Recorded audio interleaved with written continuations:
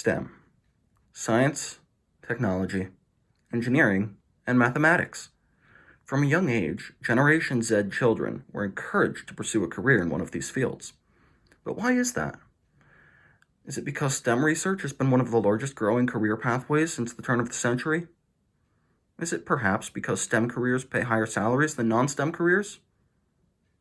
I don't think so. The way I see it, STEM is a pathway to the future, and our parents wanted to drill that fact into our young and impressionable minds. But STEM can also be a pathway to the past. Let's take one general career, for example: architecture. Architecture combines all four major elements of STEM and wraps them up in a single package. And one use for an architecture degree is often overlooked. When one hears the term architecture, you may often think of urban design or civil engineering. But one of the lesser recognized aspects of an architecture degree is historic preservation. Now you may find yourself thinking, historic preservation architects? Do they just restore old buildings? Well, you'd be partially correct. After the devastating fire at the Cathédrale Notre-Dame de Paris in April of 2019, teams of historic preservation architects were hired to assess the damages to begin planning how to repair the roof. The cathedral has been a culturally significant landmark since 1163, standing at the heart of Paris for 857 years. It is one of the most iconic Catholic churches in the world, perhaps second only to St. Peter's Basilica in Vatican City. When the 15-hour blaze at Notre Dame finally died and cooled, historic preservation architects were called in to assess the damage to the cathedral. Architects found that heat shock caused calcination in the northern transept of the cathedral. In layman's terms, the rapid heating followed by rapid cooling of the stone structure caused cracks to appear in the vaulted ceiling of the church's northern wing.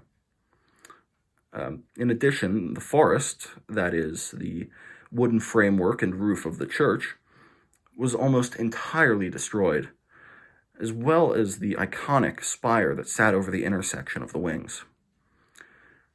The historic preservation architects were tasked with determining the best way to restore the cathedral to its former glory, considering that the quality and quantity of timber used in the forest is no longer available.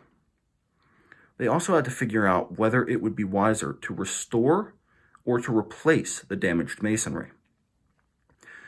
And since the tragedy was so recent, architects and planners are still trying to determine how to best satisfy the Roman Catholic Archdiocese of Paris, the Parisian government, and the general public.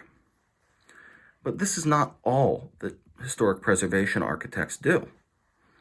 In historically dense cities like Philadelphia, Pennsylvania, historic preservation architects work to commemorate the past by registering culturally important locations as protected historic sites. These architects don't work to preserve the past in a traditional sense by rebuilding old churches or anything of that sort, but rather to recognize and celebrate the past with a modern twist. For example, in 2011, West Philadelphia High School, a building constructed in 1912, was to undergo a major renovation due to a significantly reduced class size. But the building was registered as a historically important site, and as such, a major renovation could not take place. So it became the job of local historic preservation architects to compose a plan that would please both the school administration and the city officials. The school itself was moved to a different location, and the interior of the school building was converted into apartments without drastically changing the iconic facade of the building. So, how does any of this translate to how I can help my community? I live about 30 miles west of Philadelphia, and I plan to attend college in the city.